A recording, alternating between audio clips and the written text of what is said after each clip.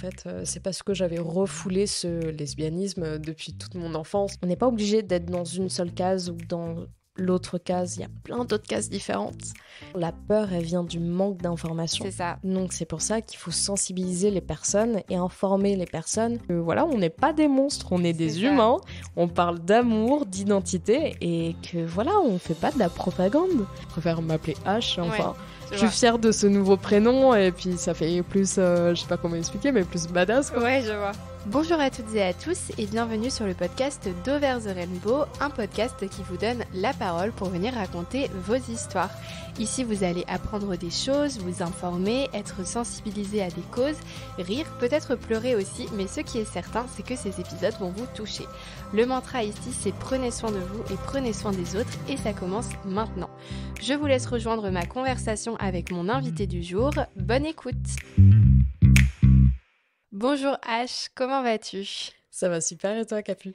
Ça va super. Est-ce que tu peux te présenter un petit peu pour les personnes qui nous écoutent? Eh ben écoute, bien sûr.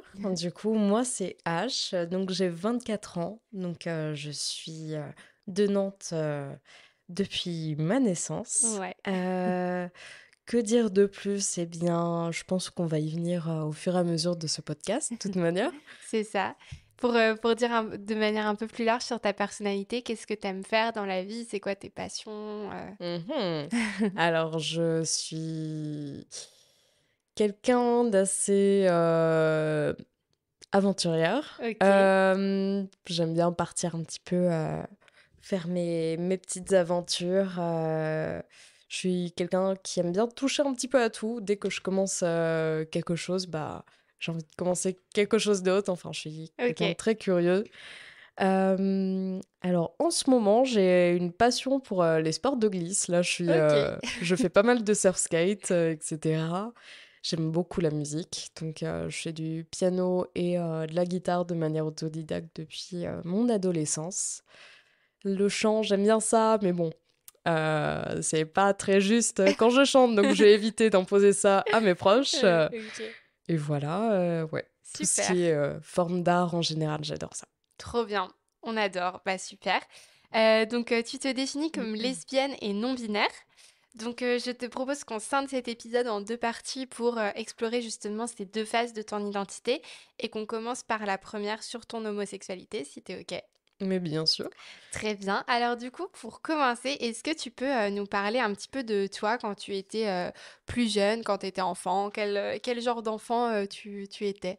Alors moi, j'étais une enfant assez réservée, voire timide, voire muette carrément. Ok. On m'entendait pas énormément quand j'étais plus petite. Et puis, bah, je pense dans l'adolescence, pour compenser tout ça, bah, je me suis mise à pas mal parler, à pas mal interagir avec les autres. Ok. Euh, Vis-à-vis de mon homosexualité, si on peut dire ça, bah, en fait, j'ai grandi vraiment en me disant, bah, enfin, je suis hétéro, je suis attirée par les garçons uniquement. Je me suis jamais vraiment posé la question si j'étais attirée également par les femmes, Mhm. alors que je suis dans une famille super ouverte d'esprit. C'était pas par rapport à ça, je pense, c'est plus, j'ai dû refouler des choses, je pense. Mhm. Euh, Puis il faut dire aussi qu'il y a ce format un petit peu de la société, ce qu'on appelle l'hétéronormativité, en fait, qui inculque à tout le monde quand on grandit que il n'y a que des couples hétérosexuels et Ouais. que voilà, il n'y a pas d'autre manière d'aimer. Donc j'ai grandi avec ces idées-là et c'est que assez tard, donc à mes 22 ans, que je me suis rendu compte que il y avait peut-être plus que les garçons qui Ouais. m'intéressaient. Donc Ok, donc c'est à partir de tes 22 ans que tu as commencé vraiment à te dire, je ressens probablement une attirance pour les femmes. exactement, c'est Ouais, ça. ok. Et du coup, avant ces 22 ans-là, est-ce que tu es déjà sortie avec des hommes? Est-ce que tu te projetais en couple avec des hommes? Enfin, c'était quoi ton rapport avec justement tout ce qui est l'hétérosexualité et tout ce Mm. qu'on attend aussi des femmes quand elles sont jeunes, etc. Alors moi, du coup, j'ai été 5 ans avec un garçon, enfin Ok. avec un homme. Et pour moi, le couple goal, c'était, se marier, avoir des enfants, avoir une maison, un Ouais. chien. Voilà, c'était pas très original, il faut dire, mais bon, je pense que c'était, le cas pour la plupart des couples. Mmh. Et en fait, ouais, je me suis rendu compte, au bout de 4 ans et demi, je pense que, j'étais peut-être plus attirée par les femmes, donc j'en ai parlé avec mon ex, copain et il a très bien pris la chose. On s'est séparés pour diverses raisons et du coup, suite à ça, j'ai pu, découvrir un petit peu tout ça, donc vraiment Mmh. comme une enfant qui attend ses cadeaux de Ouais, Noël je et qui peut vois. enfin les déballer. Mais voilà, en tout cas, c'était vraiment comme une sorte de renaissance quand Ouais. je me suis rendu compte que j'étais, pas hétérosexuelle, ni bisexuelle, mais genre, lesbienne. Mmh. C'est vraiment comme s'il y avait la dernière pièce du puzzle qui manquait, que je cherchais partout, et Ouais, que je je vois. l'avais enfin trouvé et là, c'est super épanouissant. Mmh. OK. Et justement, c'est ce que j'allais te demander, c'est est-ce que tu t'es d'abord, dit: «Bah, est-ce que je suis peut-être bisexuelle? Est-ce que je suis Mmh. pansexuelle?» ou est-ce que tu es assez rapidement venu au fait que tu étais lesbienne? Comment ça s'est passé le déroulé dans ta tête? Alors le déroulé dans ma tête, comme j'étais encore avec mon ex-copain, quand j'ai eu ce questionnement, je me suis dit: «Bah, H, tu bisexuel, voilà, hein, tu attiré par les 2 genres». Mmh. Et en fait, je me suis vite rendu compte, que, évidemment, je regrette pas du tout ce qui s'est passé avec mon ex-copain. J'ai vécu de très bonnes choses, mais voilà que, en fait, c'est parce que j'avais refoulé ce lesbianisme, depuis toute mon enfance, toute mon adolescence et que, ouais, je me disais que j'étais plus lesbienne que bisexuelle. Mmh. Après bon, moi je suis quelqu'un qui met pas les personnes dans des cases. On va dire si, il y a une personnalité, un caractère qui me plaît vraiment, je pense que, c'est plus ça qui va primer que le genre, Ouais, je et vois. cetera. Mais en tout cas, voilà, quand je me suis dit: «Tu peut-être lesbienne», voilà, il y a pas eu de doute, je Ouais. m'étais dit: «Non, ça y est, tu pas bisexuelle, tu lesbienne». Mais bon, heu, il peut y avoir plein de changements dans la vie, ça se trouve, enfin rien n'est définitif. C'est ça. Donc mais pour l'instant, en tout cas, je me sens lesbienne. OK. Et je suis très heureuse avec ma copine actuelle d'ailleurs Trop bien. et voilà. OK, super.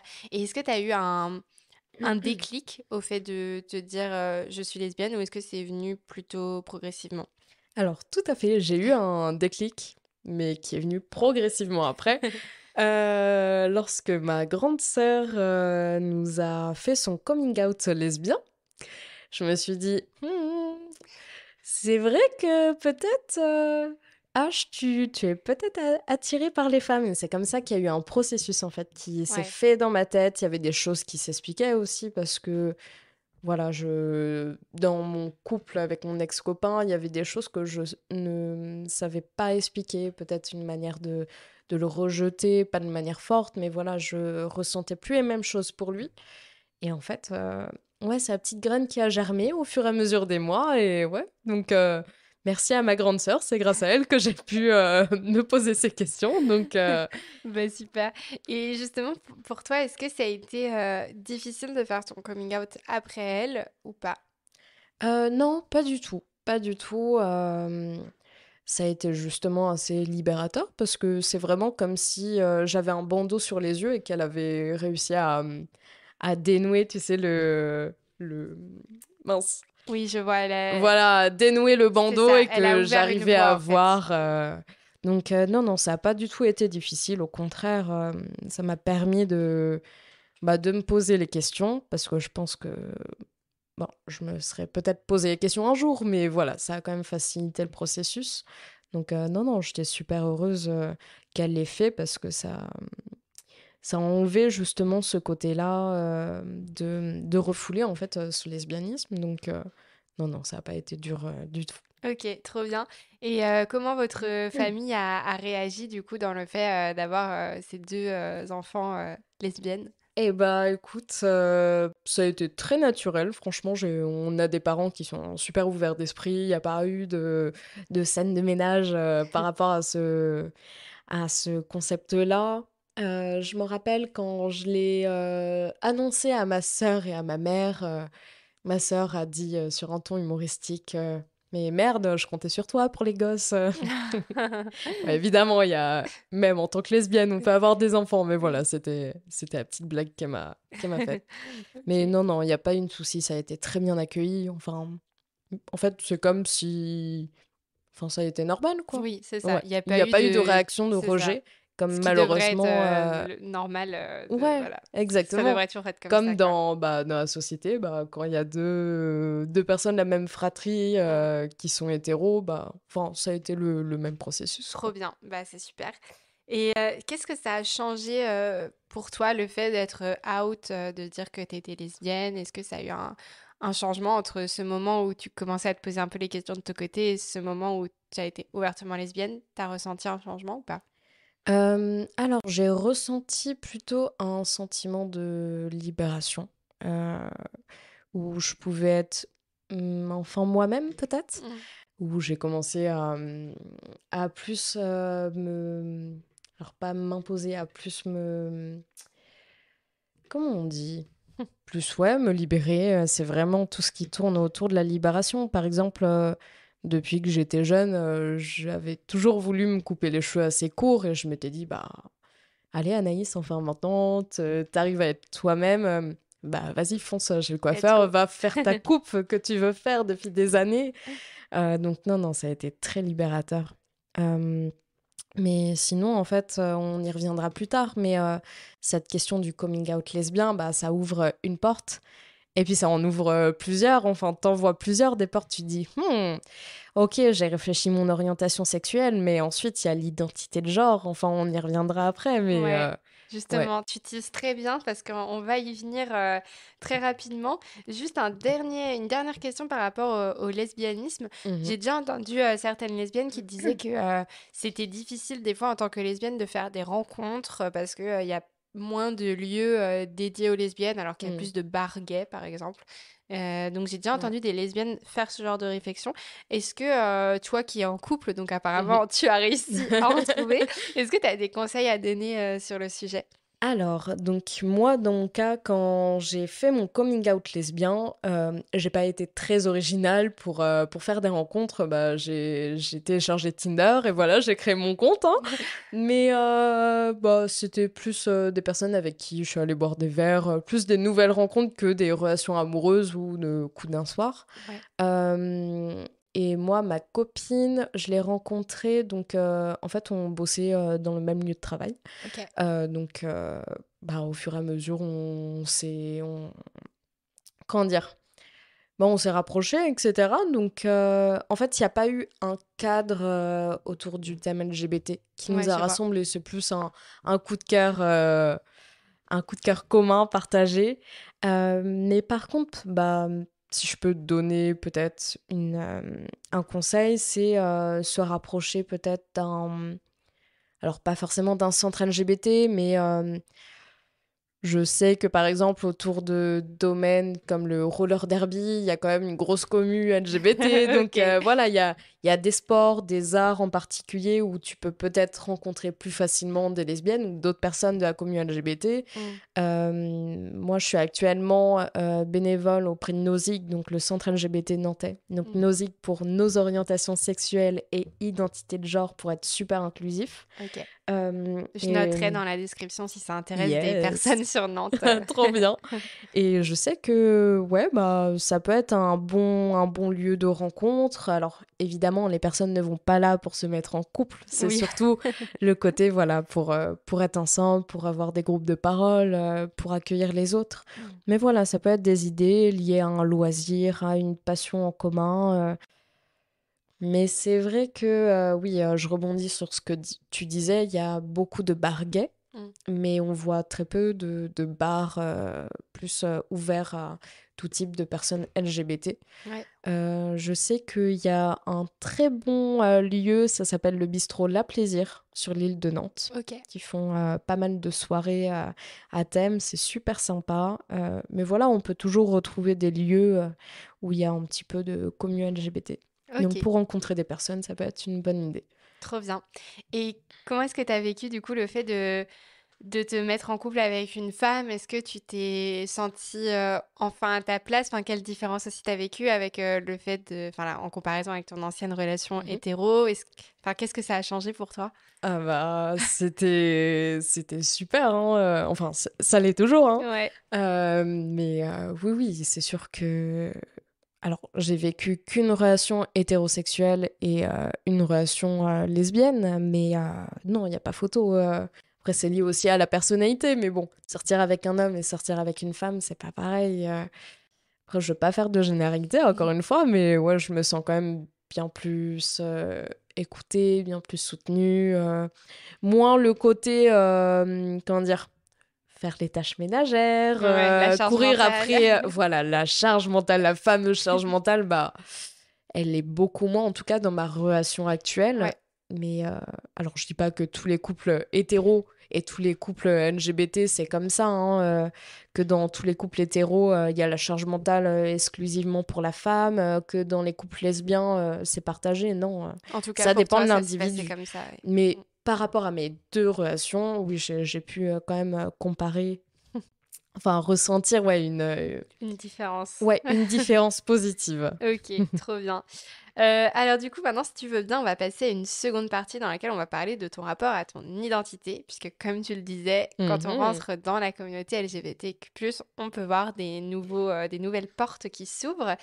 Donc déjà, toi, aujourd'hui, tu te définis comme non-binaire. Mmh. Est-ce que pour commencer, peut-être, tu veux bien expliquer ce que c'est que la non-binarité, parce qu'il y a plein de manières d'être Ouais. non-binaire. Et bah, écoute, pour moi, en fait, la non-binarité, c'est plus un terme large qui englobe toutes les identités de genre qui ne sont ni strictement femmes, Ouais. ni strictement hommes. Donc on peut retrouver, par exemple, le gender fluide, agenre, neutrois, genderqueer. Il y a plein d'autres termes et en fait, c'est vraiment un terme parapluie non-binaire pour vraiment englober plein d'autres formes. Hem Donc moi, j'ai commencé à me poser cette question, c'est, bah, quand j'ai fait mon coming out lesbien, voilà, ça a Ouais. ouvert plein de portes, comme on disait tout à l'heure et ouais, c'est, de me rendre compte aussi que, bah, dans la société, on a une vision vraiment binaire, bah, les femmes, d'un côté, les hommes d'un autre côté, il y a pas d'entre-deux où en fait quand je me suis rendu compte qu'il y avait un panel énorme de couleurs, de genres différents, d'identités de genres différentes, bah, ça a été super, super enrichissant pour moi de me rendre compte que bah, on n'est pas obligé d'être dans une seule case ou dans l'autre case. Il y a plein d'autres cases différentes. Et c'est trop bien en termes de représentation. Alors on entend beaucoup de termes. Ça peut être assez, ça donne le vertige quand on voit, tous les termes qu'il existe, mais c'est hyper important parce que ça permet vraiment aux personnes d'avoir une représentation. Il y a certaines, enfin moi dans mon entourage, il y a eu un propos qui m'a un peu déconcertée, c'est, quand j'ai expliqué que je me définissais lesbienne et non binaire, on m'a dit: «Mais, H, arrête, enfin, en gros, tu te colles des étiquettes», mais sur un ton un petit peu négatif et je disais: «Mais non, en fait, la différence, c'est qu'on se colle pas des étiquettes, c'est qu'on est dans une société, actuellement, où la jeunesse, souhaite mettre les mots juste sur leurs expériences. C'est pour ça qu'il y a plein de termes qui ressortent». Enfin voilà, je pars peut-être un petit peu, Non, c'est très clair, c'est très intéressant. Franchement, effectivement, je trouve ça intéressant aussi que tu parles de cette notion d'étiquette mmh mh. parce que, tu vois, j'ai préparé un épisode avec une femme lesbienne. Donc peut-être que l'épisode sera déjà sorti avant le tien ou qui sortira après. Je ne Mmh sais mh. pas encore dans quel ordre ça va sortir. OK. Mais en tout cas, j'ai discuté du coup avec cette femme lesbienne et le sujet de l'épisode, c'est en fait que elle s'est rendue compte de son homosexualité très tard Mmh. parce que justement, OK. il n'y avait pas de représentation, etc. Donc aujourd'hui, elle a une quarantaine d'années, il me semble, si je me trompe pas. Et en fait, elle me parlait du fait que, elle avait du mal à comprendre, les besoins, en fait, de tout étiqueter. Et du coup, je me demande aussi si c'est pas une différence générationnelle, du fait que nous, notre génération, on ait ces besoins aussi de nommer les choses et de, du coup, se sentir, peut-être, assimilés, à des communautés précises, alors que peut-être que les générations un peu plus âgées que nous ont pas forcément ce besoin. Enfin, je sais pas trop, je sais pas ce que toi t'en penses, mais en tout cas, c'est vrai que elle m'a dit ça et du coup, bah, ça fait sens par rapport à ce que toi tu dis, où on voit Mmh. la différence Ouais, de génération. Donc, je exactement. sais pas trop ce que toi t'en penses de ce. À ton avis, pourquoi est-ce que la jeune génération a autant besoin de justement d'avoir des étiquettes et tout, ce qui peut être reproché par des personnes un peu plus âgées? Alors, déjà, moi, personnellement, j'aime pas ce terme d'étiquette, c'est très Ouais, péjoratif, c'est vrai. mais plus, le fait de vouloir s'identifier, bah, en fait, bah, quand même les personnes, la communauté LGBT, on reste des minorités Ouais. face, on en parlait, face, comment dire? À la norme qui est dictée par la société de l'hétéronormativité. Donc, bah, forcément, quand on rencontre d'autres personnes bah, d'issus de la même minorité, bah, c'est pas l'aspect péjoratif du communautarisme où en fait les personnes restent entre elles. Là, c'est pas ça. En fait, on reste ouvert aux autres, mais Mm. ça fait quand même du bien de pouvoir partager des choses entre nous et de se rendre compte, ah bah ouais, mais ok, je peux m'identifier à ça et bah c'est comment dire? Et peut-être un petit côté rassurant, peut-être, Exactement. ouais, de C'est se dire un qu'on n'est côté pas seul. rassurant. Ouais, c'est ça, de pouvoir partager nos expériences. Et en fait, d'un point de vue extérieur, je peux comprendre, ça fait un petit peu comme si on restait entre nous. Mm. Mais non, c'est différent. C'est juste que ça fait du bien de pouvoir s'identifier parce que à d'autres personnes qui ressentent la même chose, qui vivent la même chose, parce que, bon, je pense qu'en France, on n'est pas les plus mal lotis. Mais voilà, on a quand même encore des violences, de l'homophobie, etc. Clairement. Donc on ressent de la violence, de la haine. Et bon, quand on voit le contexte actuel, je vois qu'on régresse quand même un petit peu. C'est clair. Donc ça fait un peu peur pour l'avenir. Donc ouais, c'est vrai que ça fait du bien de pouvoir échanger entre nous. Mm. Et voilà. Ouais, carrément. En plus, c'est intéressant, tu parles de, bah, du fait qu'on régresse. Et effectivement, j'ai l'impression que, euh, enfin, d'un point de vue, du coup, quand on regarde, enfin, moi, je suis beaucoup sur les médias, forcément, vu que c'est un peu ce que je fais avec Mm. Over the Rainbow. Et en fait, on voit que quand même, tout ce qui est autour de l'homosexualité, c'est quand même un peu mieux accepté et normalisé. Mm. Je mets des guillemets parce qu'on trouve encore des trucs horribles qui sont dits et voilà, dans des médias, Ouais, sur les réseaux sociaux et tout, il y a des trucs atroces. En même temps, ça fait que 10 ans qu'il y a eu le mariage pour tous, donc c'est encore tellement récent. exact. Donc voilà, mais par contre sur la transidentité, c'est un truc de fou comme vraiment les propos sont ultra hostiles. Mm. Et en plus, vraiment, les gens n'ont aucune connaissance du sujet dont ils parlent. Et c'est ça qui me choque le plus, en fait. Ouais. C'est vraiment parce qu'en fait, qu'on soit maladroit sur des termes et tout, des fois, ça peut arriver quand on ne le sait pas. Mm, mm. Mais d'avoir, en fait, cette volonté de nuire initiale, je comprends pas. Ouais. Je trouve ça horrible, quoi. Enfin, vraiment, je sais pas comment toi, tu le vis en tant que personne non-binaire, mais je trouve qu'il y a vraiment une hostilité très forte envers la transidentité pardon, aujourd'hui. Donc, ouais, je sais pas si toi, tu le ressens, cette transphobie. Alors moi, personnellement, je ne l'ai pas encore ressenti parce que j'ai pas fait réellement mon coming out donc non binaire de manière assez ouverte. Ouais. J'en ai parlé à quelques amis. Ma copine, évidemment, elle est la première à me soutenir. Euh, mais sinon, j'ai pas réellement senti ouais, de haine envers moi. Mais par contre, oui, sur la communauté transgenre, c'est sûr qu'il y a énormément de choses. Hein. Mm. J'ai vu passer un truc aux infos récemment, un concert, il me semble, de Bilal Hassani, Ouais. qui est donc une chanteuse, donc il me semble. Alors, bah, Bilal Hassani donc fait partie de la communauté Ouais, LGBTQ+, et je crois qu'il a fait justement un coming out non-binaire. ouais c'est ça, Donc, non-binaire. Hein. il utilise les deux pronoms, il Mm, me mm, semble. Et de base, déjà, il était ultra ciblé parce que, enfin, par les collectifs d'extrême droite, etc. mm, mm. Parce que, bah, il est gay, qu'il parlait beaucoup de son homosexualité et Ouais. qu'en plus, il avait une expression de genre dite féminine. Mm, mm. Donc, à avoir les cheveux longs, beaucoup de maquillage, etc. Ouais. Et là, depuis qu'il a fait son coming out non-binaire, j'ai l'impression que les gens s'acharnent encore Mm, mm. plus. Et effectivement, ouais, comme tu dis, il a été contraint d'annuler un concert C'est ça, récemment. exactement. Parce que du coup, il y a un collectif d'extrême droite qui a menacé de l'attaquer pendant son concert. Enfin, je sais plus Ouais, il exactement y ce que avait des c'était, mais c'était menaces de ultra violent. mort, Ouais, même contre le public qui c'est allait ça. voir, en fait. Lui, il disait, bon, bah, moi, je suis habitué, les menaces de mort, j'en reçois tous les jours. Mm, Mais par contre, là, il commençait à vouloir s'attaquer à mon public, et là, je peux pas le permettre. Donc, il a ouais, préféré, bah, annuler son concert. Et je me dis, mais, enfin, quoi? Mais c'est quand ça même fait trop scandaleux, peur. quoi. Ouais, Et encore, vraiment. là, c'est un tout petit exemple. Enfin, il y en a tellement d'autres. Mm, Mais à l'inverse, en fait, ce que je trouve cool, il y a bien cette haine, donc pour toute la communauté LGBT, mais notamment pour les personnes, la catégorie, enfin catégorie, non, oui. pour les personnes trans en général.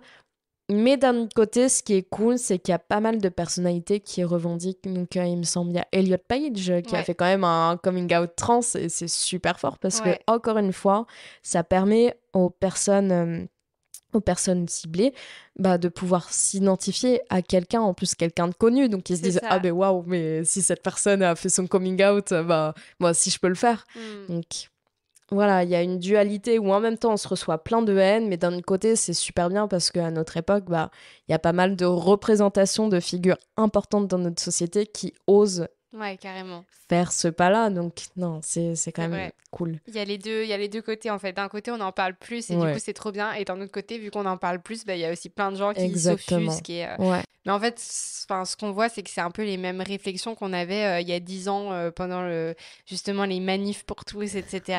Où on disait que l'homosexualité était contre nature, que contre c'était nature. horrible, que c'était horrible, que c'était la fin du monde, etc. Mm. Et au final, maintenant, l'eau a un peu coulé sous les ponts et je pense qu'il y a Mm. plein de gens qui, à l'époque, étaient complètement homophobes qui maintenant ont un peu revu leur façon de penser. Mais par contre, on a ce même truc de panique un peu autour de la Ouais, transidentité et exact. j'espère que dans 10 ans, on pourra dire que ça s'est calmé aussi et que les gens ont compris. Mm, mm. Donc voilà, faut espérer. Mais c'est vrai que même à l'époque où il y a eu bah, toute la démocratisation autour du sida et tout, et que du coup on a beaucoup parlé de Ouais, l'homosexualité, notamment masculine, il y avait vachement ce truc de c'est un fléau pour l'humanité, ça a exact. mené Ouais. l'humanité à sa perte et tout. Mm, mm. Et au final, avec le temps, ça a passé. Donc je pense que on est un peu dans ce truc aussi des gens découvrent le sujet. Ouais. Ça leur fait peur, entre guillemets, parce que ça va au-delà de ce qu'ils ont toujours pu connaître. Et du coup, je pense que c'est ce qui entraîne un peu ces mouvements de discrimination horribles. Mm, mm. Mais C'est j'espère que sûr. ça va s'améliorer avec le temps. En tout cas, faut croiser les doigts. Et d'où l'importance, justement, la peur, elle vient du manque d'information. C'est ça. Donc c'est pour ça qu'il faut sensibiliser les personnes et informer les personnes, bah, par exemple sur les différents termes, expliquer, bah voilà, lesbienne c'est ceci, identité de genre, bah c'est telle définition. Enfin voilà, de vraiment donner une visibilité aussi. Alors j'entends pas mal de trucs. Actuellement, il me semble, des députés qui parlent de propagande LGBT, Ouais, oui, au etc. secours. Mais non, en fait, c'est juste la sensibilisation pour que les personnes, bah, ils se disent, ah, mais oui, mais ok, je comprends tel terme, ok. Et de montrer que, voilà, on n'est pas des monstres, on est C'est des ça. humains, on parle d'amour, d'identité, et que, voilà, on fait pas de la propagande. Mm. C'est juste expliquer aux autres ce que c'est, bah, les termes, les notions LGBT, ce qu'on fait, qu'on est aussi des êtres humains, Ouais. que comme toutes les autres personnes, mais bon, C'est voilà, ça. il y Puis surtout, restera ouais, toujours. comme tu dis, montrer que ça existe pour toutes les personnes et même les plus jeunes, les enfants, Mm, etc., mm, qui se posent déjà des c'est ça, questions, qui ouais. sachent en fait qu'ils sont pas horribles, qu'ils sont pas monstrueux, qu'ils sont pas anormaux. Enfin, c'est tellement important et ça me fait rire des fois quand je vois des gens qui disent non mais si mon enfant voit un couple lesbien dans une série, il va vouloir devenir lesbien juste à cause de ça et tout. Ouais. Mais c'est n'importe quoi Mm, parce mm. qu'en fait, clairement, enfin, j'avais vu ça, je sais plus sur quel compte, mais c'était une personne LGBT qui disait moi j'ai vu des couples hétéros toute ma vie et du coup ça m'a pas fait devenir hétéro Ouais, donc ouais, ouais, bah oui, c'est ça. ça n'a un peu rien à voir. Ouais, mais encore les clichés, hein, bon. Ouais, clairement. Et toi, comment est-ce que enfin, t'as expliqué en fait que ce questionnement t'était venu notamment bah, après avoir fait ton coming out lesbien et avoir eu toutes ces portes ouvertes vers la communauté LGBTQ+. Est-ce qu'avec le recul, tu t'es dit, en fait, peut-être que je m'étais déjà posé des questions sans forcément mettre les mots dessus quand j'étais plus jeune, quand j'ai grandi en tant qu'enfant, etc. Est-ce que quel regard t'as porté du coup avec le recul sur l'avant coming out, enfin coming in parce que t'as pas vraiment encore fait un coming out C'est vrai. général, on va dire.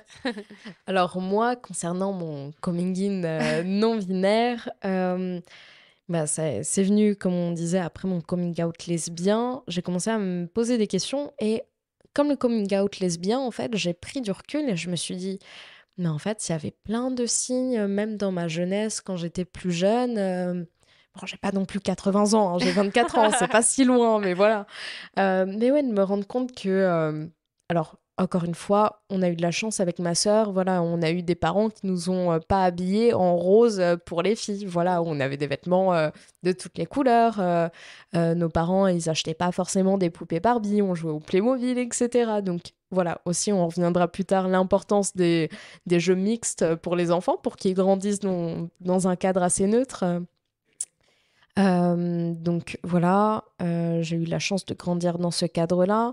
Il y a eu, je pense, une période où j'étais plus féminine, mais par contre, période collège, en fait, en regardant des photos de nouveau, je me suis dit, mais waouh, en fait, je faisais super androgyne. En fait, les personnes qui me connaissaient pas, je pense qu'ils devaient se poser la question, mais c'est une fille, un garçon Donc, non, non, en fait, je me suis rendu compte que, bah, à une période de ma vie, inconsciemment, ouais, je voulais pas être définie dans une case ou une autre. Voilà, j'étais entre les deux cases, dans une autre case, une troisième case.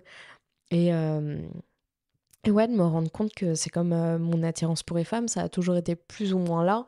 Mais aussi, je pense, que c'est par rapport à la chance d'avoir grandi dans un cadre assez neutre. Alors, dans le terme pas péjoratif, mais plutôt positif, que voilà, nos parents, ils nous ont pas imposé, enfin, ils nous ont pas fixé uniquement dans la case fille-fille. Voilà, on pouvait être libre de jouer au Playmobil, etc. Hmm, Donc, trop bien. non, ça a eu son importance aussi, je pense, dans mes choix actuels.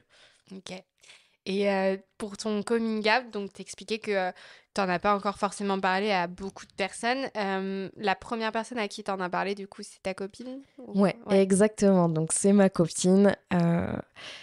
Alors, en fait, je pense que j'ai énormément de chance d'être avec quelqu'un bah, d'aussi bienveillante. En fait, je me sens tellement bien avec elle que bah, il y a eu en fait des questions où je me disais à moi-même, bah, peut-être que j'ai envie d'être pas forcément une femme, genre plutôt d'être dans une case bah, ni l'un ni l'autre. Donc je suis encore en cours de questionnement, mais je pense que je me rapproche plus de la case non binaire que juste uniquement la case femme. Et ça, en fait, bah, ma copine, elle m'a toujours soutenue. Même quand j'avais des doutes, à me dire, mais en fait, enfin, je sais pas si je dois m'appeler autrement. Est-ce que, en fait, ça change ma personnalité? Mais...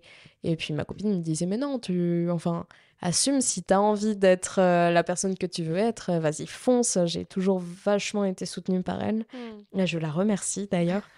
Donc, non, non, c'est trop cool aussi. C'est important d'être soutenue parce que moi, j'ai cette chance par rapport au cadre familial et le cadre, on va dire, amoureux, d'être soutenue. Mais il y a plein d'autres personnes qui n'ont pas cette chance-là, hein, qui sont rejetées par leur famille ou qui n'ont pas de partenaire avec qui partager tout ça, donc qui vont développer un certain mal-être de refouler ça et de pas pouvoir être soi-même. Hmm. Et l'importance d'être soi-même quand même aujourd'hui, bah, c'est...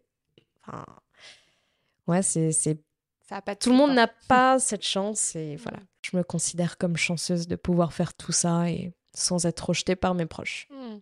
Ouais, et justement, tu donnerais quoi comme conseil à des personnes qui sont proches de personnes de la communauté LGBTQ+, et tout ça, pour accompagner dans les questionnements, etc. Ce serait quoi un peu ton conseil? Alors moi déjà, ça serait, bah, s'il vous plaît, prenez le temps de vous informer, même si vous êtes là pour la personne, même de regarder un petit documentaire ou de prendre des petites notes sur Internet. Même ça, c'est super important parce que la personne va se sentir vraiment écoutée, soutenue. Hmm. Euh, alors, si vous voulez passer le pas, pourquoi pas même aller à un groupe de parole. Il me semble il y a des groupes de parole dans les centres LGBT pour les parents, en fait, Ok. qui ont des enfants de la commu LGBT. C'est toutes ces petites choses, en fait, c'est super important, même pour la personne, de sentir vraiment que ses proches font, alors pas l'effort, mais font un geste, en fait, de dire, ok, j'accepte. Évidemment, c'est super important, mais aussi j'ai envie de m'informer pour Mm. t'aider. Parce que voilà, je sais que c'est pas facile pour toi dans notre société actuelle d'être LGBT, mais Ouais. voilà, j'ai même m'informer, ça peut t'aider. Donc, non, ouais, si vous pouvez vous informer, ça peut être super cool. Et je pense que ça peut aussi soulager peut-être les personnes qui du coup n'ont pas forcément besoin de faire cette pédagogie parce que ça doit être fatigant aussi de toujours devoir expliquer bon bah alors je suis non-binaire, voilà ce que ça veut dire, Ouais, voilà ce que ça ne veut pas dire, etc. Ça peut être sympa ouais, d'avoir des gens qui s'informent d'eux-mêmes, qui après exactement. vont poser des questions parce C'est que ça. voilà c'est bien de poser des questions, Mm, mais mm. en le faisant du coup en ayant déjà une base et ce qui permet d'être plus respectueux aussi je pense dans les échanges après. Exactement, ouais. Mm. Ok. On parlait du prénom tout à l'heure. Toi, tu as choisi d'être appelée H. Mhm. Pourquoi est-ce que tu as fait ce choix-là? Et est-ce que tu as un rapport compliqué avec ton premier prénom ou pas forcément? Alors, pas du tout. J'ai pas du tout de rapport compliqué avec mon premier prénom. Donc, mon premier prénom, c'est Anaïs. Mm. Mais H, en fait, c'est plus la personne que je veux devenir, même en termes de confiance en soi, d'acceptation de soi. C'est pour vraiment marquer, on va dire, cette nouvelle personne que je veux être. Et non, je sais qu'il y a des personnes qui choisissent un dead name, donc un nouveau prénom, parce que c'est pas lié à leur nouveau genre, etc. Mais moi, c'est pas ça, c'est plus ouais, pour marquer une séparation entre les deux prénoms. Ouais. Moi, de toute manière, mes amis, ma famille, ils continuent à m'appeler Anaïs, hein, y a aucun souci. Mais personnellement, lorsque je rencontre de nouvelles personnes, je préfère m'appeler H. Ouais, Enfin, je je suis vois. fière de ce nouveau prénom et puis ça fait plus, je sais pas comment expliquer, mais plus badass, quoi. Ouais, je vois. C'est Donc, le glow-up d'Anaïs ouais, en fait, H. exactement. Donc, non, c'est cool.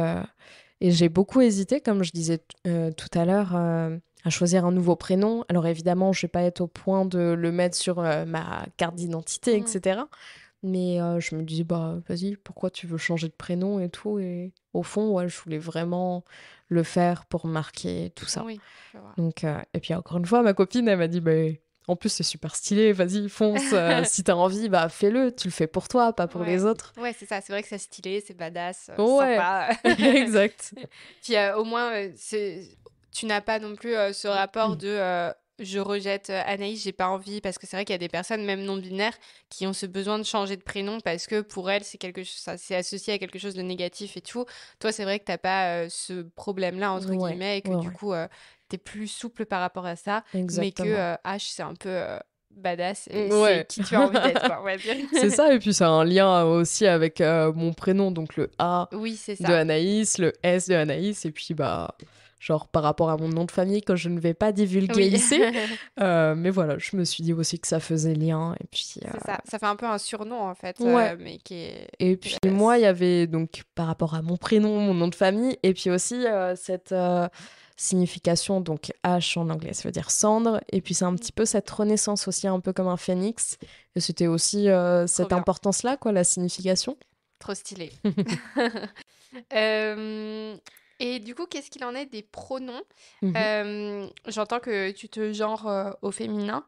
Est-ce que enfin voilà, ça ne te dérange pas du coup d'être genré au féminin? Est-ce que à l'avenir, tu as envie d'adopter plus des pronoms neutres? Enfin, Mm. quel est ton positionnement par rapport à ça? Alors actuellement, il n'y a aucun souci pour m'appeler plutôt avec les pronoms elle. Alors moi, quand je me présente, par exemple, je dis Yel, mais bon, c'est vrai que comme on est dans encore une époque où le langage inclusif n'est pas encore très développé, Ouais. c'est compliqué quoi quand on se pronomme Yel, pardon, parce que c'est pas encore développé. Mm. Donc, et puis même de base, il n'y a aucun souci pour m'appeler elle. Et puis voilà, non, en tout cas, pareil comme le prénom, en fait, je vais pas le prendre mal si on m'appelle, enfin, si on me pronomme elle. Oui, Non, non, il n'y a pas de souci sur ça. ok. Et tu penses que ça pourrait être amené à évoluer ou... Peut-être que ça évoluera. Là, de toute manière, comme je suis encore en phase moitié coming in, moitié coming out. Ouais, Enfin, le coming in, il est fait, hein, oui. mais le coming out, il est en cours de route. Peut-être que ça changera. Mm. Ok, ça marche. Mm. Qu'est-ce que tu dirais aux personnes qui disent que la non-binarité, c'est n'importe quoi, que ça n'existe pas? Eh bien, en fait, au fond, je leur en veux pas. Alors, c'est bizarre à dire comme ça, mais c'est plus le fait que bah, c'est qu'il y a un manque d'infos. Donc, alors évidemment, ceux qui vont tabasser les personnes Oui. LGBTQIA+, bah, ça, je leur en veux, évidemment. Mais en fait, je pense que c'est plus un manque d'information, de sensibilisation, et c'est plus à la société en général hein, que j'en veux. On en parlait tout à l'heure, cette manière de voir de manière binaire, donc le mal, le bien, femme, homme, Mm. etc. En fait, c'est tout le temps une dualité et il y a pas la place pour d'autres choses. Et du coup, bah, si c'est lié à un manque d'infos, bah, évidemment, c'est inadmissible, mais je leur en veux pas directement. Mm. Oui, on peut s'éduquer et on peut faire Ouais, c'est changer les ça. choses. J'en veux aux institutions qu'il n'y ait pas plus de visibilité, voilà. Qu'il n'y ait pas plus aussi de peine au niveau, enfin voilà, des personnes qui vont tabasser une personne LGBT qui a plus, en fait, bah, Mm. il n'y a pas énormément de répercussions Ouais, c'est ça. sur la vie de cette personne. Donc, c'est plus les schémas derrière ça, plus au niveau sociétal Mm. que j'en veux, plus qu'au niveau individuel. Mais Ok. évidemment, non, c'est pas bien, hein, mais Oui, voilà. oui, mais quand on... Enfin, je pense aussi qu'il y a une différence entre un peu savoir ce que c'est et être hostile à ça, Ouais. ou ne pas savoir et du coup être hostile parce qu'on sait pas. Enfin, Ouais, c'est aussi un peu différent, même si bon, c'est pas top d'être hostile aux choses qu'on ne connaît pas, exactement. mais chez certaines personnes qui sont un peu fermées et qui n'ont pas du tout été Ouais, éduquées dans un environnement ouvert, bah, on peut comprendre que voilà, c'est l'inconnu, donc mm, inconnu égale rejet et voilà. Mais la bonne nouvelle, c'est qu'on peut s'éduquer, donc heureusement. exactement. Et d'ailleurs, j'en profite, tant qu'on parle d'éducation, tout à l'heure, tu parlais des jouets mixtes et toute Mhm. l'éducation non genrée. Tu veux dire quelque chose à ce propos-là? Pourquoi c'est important pour toi? Eh bien, justement, je commençais à en parler tout à l'heure. Là, les choses changent, hein, comme tout, mais bon, il y a encore bah, dans les rayons de jouets pour enfants, bah, le côté tout rose Mm. pour les filles avec les Barbie, pas mal aussi dès l'enfance ancré à la fille que bah, c'est elle qui va avoir la charge mentale avec bah, la cuisinière, celle qui fait le ménage, etc. Alors que les enfants, enfin les garçons, bah, ils ont plus des jouets bah, trop cool, la moto, etc. Ouais, Des trucs de l'aventure. construction, l'aventure. Mm. Et ouais, je trouve ça triste que bah, dès l'enfance, en fait, on inculque cette vision-là. Alors qu'en fait, tu prends un enfant, bah, quand il est dans un environnement neutre, en fait, il n'y a aucune discrimination. C'est quand un enfant grandit dans un cadre homophobe, raciste, etc., bah, il grandit dans toute cette haine. Donc forcément, bah, il va être conduit Ouais. à répéter les mêmes choses. Alors que s'il grandit dans un cadre neutre, par exemple, bah, si le petit garçon il veut avoir une poupée, bah vas-y, let's go. La fille, si elle veut avoir une petite moto, bah, pareil, let's go. Et ouais, en fait, j'aimerais bien qu'il y ait une représentation plus inclusif, ne pas mettre encore une fois dans des cases. Pareil, on peut basculer sur plein d'autres sujets, les rayons de vêtements hommes-femmes. Si un homme veut porter une jupe, mais laissez-le faire. Mm. Genre, si une femme veut, bah moi, généralement, je vais quand même visiter les rayons hommes, tu vois, et je sens un regard sur moi en mode, mais qu'est-ce qu'elle fait là, elle? Ouais. Pourquoi elle essaye des vêtements hommes? Enfin, on parle de bouts de tissu. Mm. Pareil, chez le coiffeur, enfin, ça me... Mais on peut parler de plein de sujets, hein. Je vais juste finir sur ce sujet-là, mais par exemple, en fait, c'est hyper discriminant quand tu te rends compte qu'une femme va couper la coupe peut-être 10 euros plus cher qu'un homme.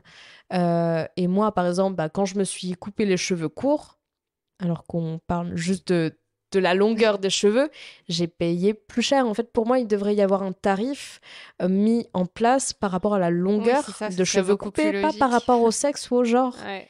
Et en fait, c'est trop triste quand tu prends du recul et tu te rends compte que dans tous les domaines de la société, bah, il y a cette vision binaire. Et après, tu as le côté aussi, bah, l'économie qui tourne autour de ça, hein. Oui, c'est sûr. S'il y a que des jouets mixtes, bah, les grosses industries, elles vont être en mode, bon, bah merde, les gars, comment on fait? Mm, c'est ça. Mais voilà, de vraiment faire grandir les enfants dans un cadre neutre, de tolérance, de bienveillance.